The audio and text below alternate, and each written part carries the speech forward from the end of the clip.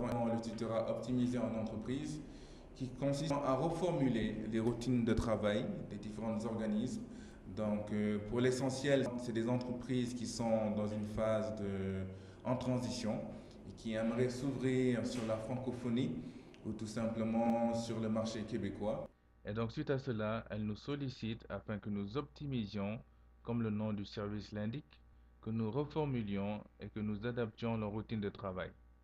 Certes, nous ne changeons pas le business ou le centre d'activité de l'entreprise, nous l'améliorons en fait dans un registre soutenu de la langue française.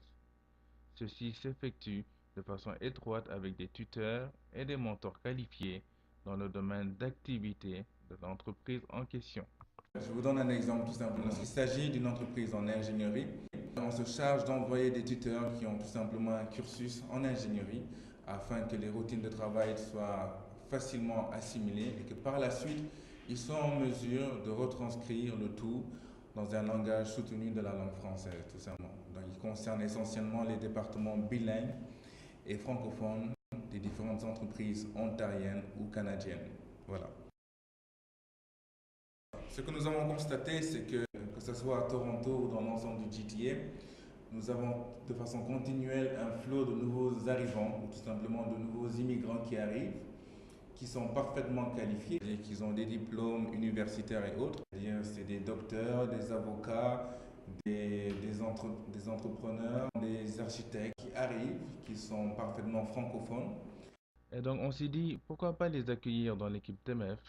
Ceci, bien sûr, après une sélection rigoureuse de notre part, et ensemble, qu'ils puissent faire bénéficier de leurs qualifications et expériences aux plus jeunes, spécialement en ce qui concerne l'orientation et le choix de carrière des futurs étudiants.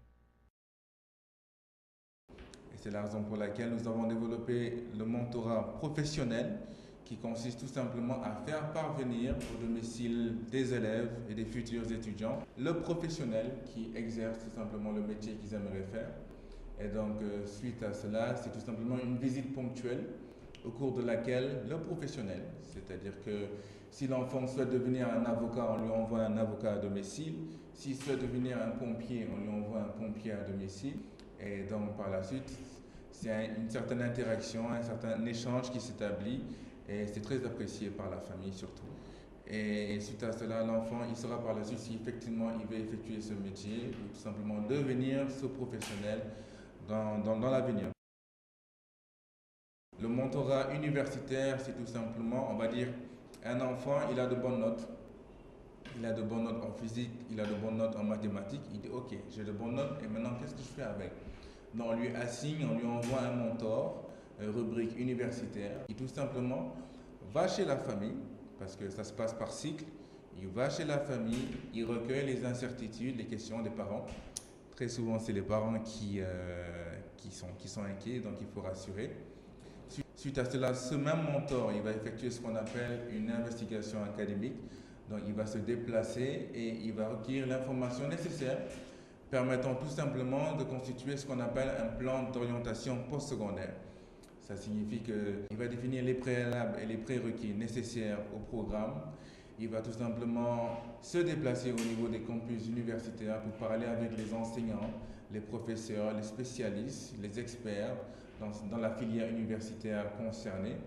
Et suite à cela, il va tout simplement recueillir l'information la plus pertinente permettant par la suite d'éclaircir le parcours universitaire du futur étudiant.